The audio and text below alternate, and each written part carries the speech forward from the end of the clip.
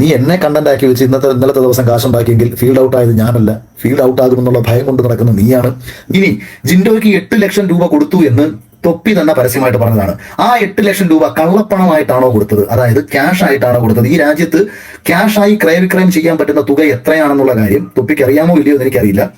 നിയമത്തെക്കുറിച്ചും അല്ലെങ്കിൽ നമ്മുടെ നിയമ സംവിധാനങ്ങളെക്കുറിച്ചും യാതൊരു ബോധവും ഇല്ലാത്ത ഒരാളാണെന്നുള്ള കാര്യം എനിക്ക് വ്യക്തിപരമായിട്ട് തൊപ്പിയെ മനസ്സിലാക്കുന്നിടത്തോളം അറിയാം. അതുകൊണ്ട് ഞാൻ ചോദിക്കുകയാണ്, ആ പൈസ കൊടുത്തത് ഏത് രീതിയിലാണ് കൊടുത്തു എന്ന് തൊപ്പി ആവർത്തിച്ച് ഇന്നലെ പറഞ്ഞിട്ടുണ്ട്. എൻ്റെ അടുത്ത് ലൈവിൽ തൊപ്പി എന്നോട് പറഞ്ഞിട്ടുള്ളത് മാറ്റിവെക്കും, പൊതുസമൂഹത്തോട് പറഞ്ഞിട്ടുണ്ട് ജിൻഡോയ്ക്ക് 8 ലക്ഷം രൂപ കൊടുത്തു, 8 ലക്ഷം രൂപ കൊടുത്തു എന്നുള്ളത്. ഈ 8 ലക്ഷം രൂപ ജിൻഡോയ്ക്ക് കൊടുത്തിട്ടുണ്ടെന്നുണ്ടെങ്കിൽ അതിന് GST അടച്ചിട്ടുണ്ടോ, അതിന് ടാക്സ് കൃത്യമായിട്ട് അടച്ചിട്ടുണ്ടോ? ഈ രണ്ട് കാര്യങ്ങളാണ് പൊതുസമൂഹത്തിന് അറിയേണ്ട കാര്യങ്ങൾ. കാര്യം അപ്പോൾ മാത്രമേ അത് നിയമപരമായിട്ടുള്ള ട്രാൻസാക്ഷനായി മാറത്തുള്ളൂ. പിന്നെ വോട്ട് പിടിക്കാൻ വേണ്ടി ജിൻഡോയ്ക്ക് വേണ്ടി വോട്ട് പിടിക്കുന്ന തൊപ്പി തന്റെ സുഹൃത്ത് പറഞ്ഞിട്ടാണ് വോട്ട് പിടിച്ചതെന്ന് പറയുന്നത്. നോക്കൂ, ലക്ഷക്കണക്കിന് മനുഷ്യർ കാണുന്ന ഒരു ഷോ ആണ് ബിഗ് ബോസ് എന്ന് പറയുന്നത്. അവിടെ ആ ഷോ കണ്ട് ഓരോ മത്സരാർത്ഥിയെയും വിലയിരുത്താൻ വേണ്ടിയിട്ട് പ്രേക്ഷകരുണ്ട്.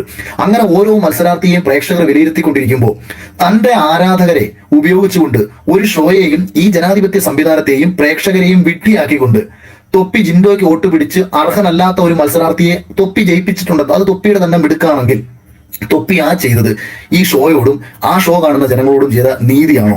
ഇനി അങ്ങനെ തൊപ്പി വോട്ട് ചെയ്ത് ആ മത്സരാർത്ഥി വിജയിച്ചതിന് ശേഷം ആ മത്സരാർത്ഥിക്ക് 8 ലക്ഷം രൂപ കൊടുത്ത് തൊപ്പിയുടെ ഷോയിലേക്ക് കൊണ്ടുവന്ന് അതിൽ നിന്നും പണമുണ്ടാക്കാൻ തീരുമാനിക്കുന്ന തൊപ്പിക്ക് എന്ത് നീതിബോധമാണ് ഈ സമൂഹത്തോടുള്ളത് എന്നതുകൂടി നീ ഒന്ന് വ്യക്തമാക്കുക. കാര്യം ഇന്നലെ ഞാൻ പറയുന്നതൊന്നും തന്നെ സംസാരിക്കാൻ നീ ഒരു രീതിയിലും സമ്മതിച്ചില്ല. നീ അവിടെ കിടന്ന് അലറി കൂവിക്കൊണ്ട് ഇപ്പുറത്ത് ഞാൻ പറയുന്ന കാര്യങ്ങൾ, ഒന്നാമത് എനിക്ക് സംസാരിക്കാനുള്ള ബുദ്ധിമുട്ട് കാരണം എനിക്ക് ബുദ്ധിമുട്ട്. അതിൻ്റെ ഇടയ്ക്ക് നീ എന്നോട് ചോദിച്ചു ലൈവിൽ സംസാരിക്കാൻ പേടിയാണോ എന്ന് ചോദിച്ചു. ലൈവിൽ സംസാരിക്കാൻ നീ പേടിയാണോ എന്ന് ചോദിച്ച സമയത്താണ് ഞാൻ നിന്നോട് മറുപടി പറഞ്ഞത്, ഞാൻ ഒരുപാട് ചാനൽ ചർച്ചകളിൽ പങ്കെടുത്തിട്ടുള്ള ഒരാളാണ്, 100 ദിവസം ലൈവ് ഷോയിൽ നിന്ന് സംസാരിച്ചിട്ടുള്ള ഒരാളാണ്. അങ്ങനെ ഞാൻ പറഞ്ഞ സമയത്ത് നീ എടുത്തതായി പറഞ്ഞു, എങ്കിൽ പിന്നെ എന്നോട് സംസാരിക്കുന്ന നിന്നോട് ഞാൻ ഏത് വിഷയമാണ് സംസാരിക്കേണ്ടത്? നിനക്ക് ഏത് വിഷയത്തിലാണ് എൻ്റെ അടുത്ത് സംസാരിക്കാൻ താല്പര്യമുള്ളത്? ഏത് വിഷയം വേണമെങ്കിൽ നീ സംസാരിക്കാമെന്ന് പറഞ്ഞ സമയത്താണ് നിന്നെ കളിയാക്കിക്കൊണ്ട് ഞാൻ പറഞ്ഞത്, എന്നാൽ നീ കുറച്ച് സമയം റഷ്യൻ വിപ്ലവത്തെ കുറിച്ച് സംസാരിക്കാൻ. അപ്പൊ ഇത് എന്താണ് റഷ്യൻ വിപ്ലവം, അല്ലെങ്കിൽ എന്താണ് ഇന്ത്യൻ സ്വാതന്ത്ര്യ സമരം, ആരാണ് മഹാത്മാഗാന്ധി, ആരാണ് ഇന്ത്യൻ പ്രസിഡന്റ്, ഇതൊന്നും അറിഞ്ഞുകൂടാത്ത ഒരു പറ്റം കഴുതകൾ വന്നിരുന്ന് നിനക്ക് കൈയടിക്കും. അത് കരുതി അത് വലിയ നന്മയാണെന്ന് കാണരുത്. ഇപ്പം നിന്നെ ഇഷ്ടപ്പെടുന്ന ഒരു വിഭാഗം ആൾക്കാരുണ്ടെന്നുണ്ടെങ്കിൽ ആ ചെറുപ്പക്കാരെ കൂട്ടിക്കൊണ്ട് ഈ നാടിന് നല്ലത് ചെയ്യാൻ പറ്റുന്ന ഒരു കാര്യം ചെയ്യണം. കാരണം 10 മുതൽ 15 വയസ്സ് വരെയുള്ള കുട്ടികളാണ് ഏറ്റവും കൂടുതൽ തൊപ്പിയെ ഫോളോ ചെയ്യുന്നത്. വരും തലമുറയുടെ ഭാവി തകർക്കാൻ വേണ്ടി ആവരുത് തൊപ്പിയുടെ ഒരു നീക്കങ്ങളും.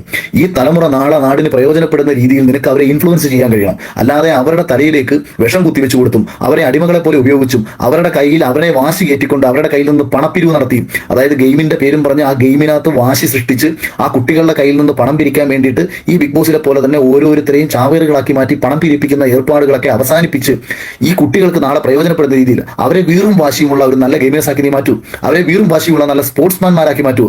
മുന്നോട്ട് പോകാൻ വേണ്ടി ജയിക്കാൻ ഒരു വാശി അവർക്ക് സൃഷ്ടിച്ചു കൊടുക്കൂ. അപ്പൊ ഇതൊന്നും ചെയ്യാത്ത തൊപ്പി വന്നിരുന്നിട്ട് വിവരക്കേട് പറയുമ്പോൾ ഈ സീസണിൽ അക്ബറിന്റെ ഫാമിലിക്ക് വേണ്ടിയിട്ട് ഒരു പരിപാടിയിൽ തൊപ്പി പങ്കെടുത്തു. അക്ബർ ആ പരിപാടിയിൽ എന്നെ വിളിച്ചതാണ്. ഞാൻ പക്ഷേ പോയില്ല. കാര്യം എനിക്കറിയാമായിരുന്നു അതൊരു കൃത്യമായ പ്രൊമോഷൻ പരിപാടിയാണെന്ന് എനിക്കറിയാമായിരുന്നു. അതുകൊണ്ട് തന്നെ ഞാൻ ആ പരിപാടിയിൽ പോയില്ല. അപ്പൊ അക്ബറിന് വേണ്ടി വോട്ട് പിടിക്കണമെന്ന ഉദ്ദേശത്തോടു കൂടി മുൻ മത്സരാർത്ഥികളെയും പലരെയും വെച്ച് നടത്തിയ അക്ബറിന്റെ ഒരു സോങ് റിലീസിംഗ് പ്രോഗ്രാമിൽ തൊപ്പി ചെന്നിട്ട് അവിടെ വെച്ച് തൊപ്പി ചോദിക്കുകയാണ് ഈ അക്ബർ ആരാണെന്ന്.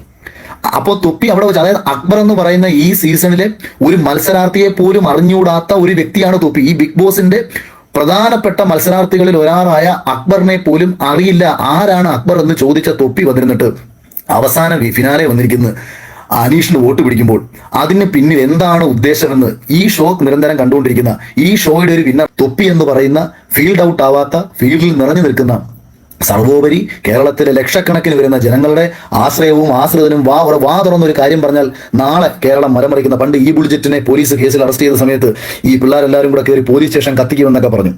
അന്നത് കണ്ട് കേരളത്തിൽ പല ആൾക്കാരും ചിരിച്ചു. ഒരു 99% കേരള ജനതയ്ക്കും ഇവർ ആരാന്ന് പോലും അറിയില്ല. ഇവർ വേറൊരു യൂണിവേഴ്സിൽ വേറെ ഏതോ ഒക്കെ രീതിയിൽ ഇവർ ജീവിക്കുകയാണ്.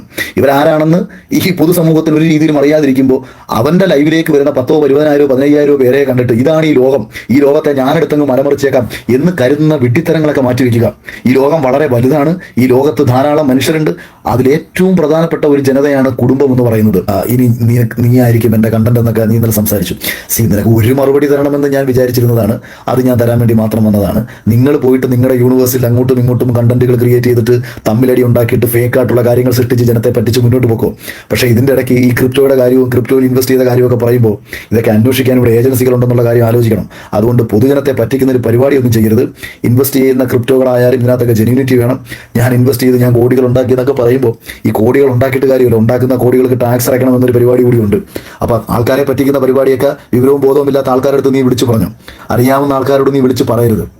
അത് ഞാൻ നിനക്ക് ഒരു ഉപദേശ രൂപേണ തരുന്ന കാര്യമാണ്. എത്ര കോടികൾ ഉണ്ടാക്കിയാലും അതിനൊക്കെ ഈ രാജ്യത്ത് അക്കൗണ്ടബിലിറ്റി ഉണ്ടെന്നുള്ള കാര്യം ആലോചിക്കുക. എന്നോട് പറഞ്ഞു ഫീൽഡ് ഔട്ടായി എന്ന്. ഇന്നലെ പാതിരാത്രിക്ക് എങ്കിൽ പിന്നെ എന്നെ ഫോണിൽ വിളിച്ചിട്ട് നിനക്ക് സംസാരിച്ചിട്ട് എൻ്റെ സത്യാവസ്ഥ അറിഞ്ഞിട്ട് നിനക്ക് നിന്റെ സമൂഹത്തോട് നിനക്ക് അതങ്ങ് പറഞ്ഞാൽ പോരായിരുന്നു. നീ പിന്നെ എന്തിനാണ് എനിക്ക് എൻ്റെ സ്വപ്നത്തിൽ പോലും ചിന്തയില്ല നീ എന്നെ വിളിച്ചിട്ട് ലൈവ് ഇടുക എന്നുള്ള കാര്യം. നീ എന്നെ വിളിച്ചിട്ട് ലൈവ് ഇടുക എന്നുകൊണ്ട് അറിഞ്ഞിരുന്നുണ്ടെന്നുണ്ടെങ്കിൽ അത് കുറഞ്ഞ പക്ഷം നീ എന്നോട് പറയാനുള്ളൊരു മാന്യത കാണിക്കണം. അതാ അഖിലെ, അല്ലെങ്കിൽ നീ ചേട്ടാന്നാണ് എന്നെ മുമ്പ് വിളിച്ചത്, എനിക്ക് ചേട്ടാന്ന് വിളിക്കാം, അഖിലെന്ന് വിളിക്കാം, എന്തും വിളിക്കാം, പറയണം അതാണ് ലൈവിലാണ് നിങ്ങൾ എന്നോട് ചോദിച്ച കാര്യങ്ങൾക്ക് ചോദിക്കുക എന്ന് പറയണം. നീ ലൈവിലാണെന്ന് പോലും അറിയാതെയാണ് ഞാൻ നിന്നോട് സംസാരിച്ചുകൊണ്ടിരുന്നത്. കുറേ സമയം കഴിഞ്ഞ് നിന്റെ ആൾക്കൂട്ട ബഹളം കേട്ട സമയത്ത് ഞാൻ എൻ്റെ വൈഫിനോട് പറയുന്നതാണ് ഫോൺ എടുത്ത് നോക്കി ഇവൻ ലൈവിലാണോ ഒരു സംശയം എന്ന് പറഞ്ഞപ്പോൾ ലക്ഷ്മി ഫോൺ എടുത്ത് നോക്കുമ്പോഴാണ് നീ ലൈവിലിരുന്നുകൊണ്ട് അടിക്കുന്ന കൊണയാണെന്ന് എനിക്ക് മനസ്സിലായത്. അപ്പോൾ അതുകൊണ്ട് നീ എന്നെ കണ്ടന്റ് ആക്കി വെച്ച് ഇന്നലത്തെ ദിവസം കാശുണ്ടാക്കിയെങ്കിൽ ഫീൽഡ് ഔട്ട് ആയത് ഞാനല്ല, ഫീൽഡ് ഔട്ട് ആകുമെന്നുള്ള ഭയം കൊണ്ട് നടക്കുന്ന നീയാണ്. അല്ലായിരുന്നു എന്നുണ്ടെങ്കിൽ നീ സാധാരണ ഏതൊരു മനുഷ്യനും കാര്യങ്ങൾ അറിയാൻ വേണ്ടിയിട്ട് ഫോണിൽ വിളിച്ച് സംസാരിക്കും. നീ കുറച്ച് മുമ്പ് എന്നെ ഒരു 3-4 പ്രാവശ്യം വിളിച്ചിരുന്നു. ഞാൻ ലൈവിലായതുകൊണ്ടാണ് എനിക്ക് എടുക്കാൻ പറ്റാത്തത്, അതുകൊണ്ടാണ് ഞാൻ കട്ട് ചെയ്ത് വിട്ടത്. പക്ഷേ വ്യക്തിപരമായിട്ട് ഈ അഭിപ്രായങ്ങളെല്ലാം മാറ്റി വെച്ചുകൊണ്ട് സ്നേഹം അറിയിക്കുകയാണ്.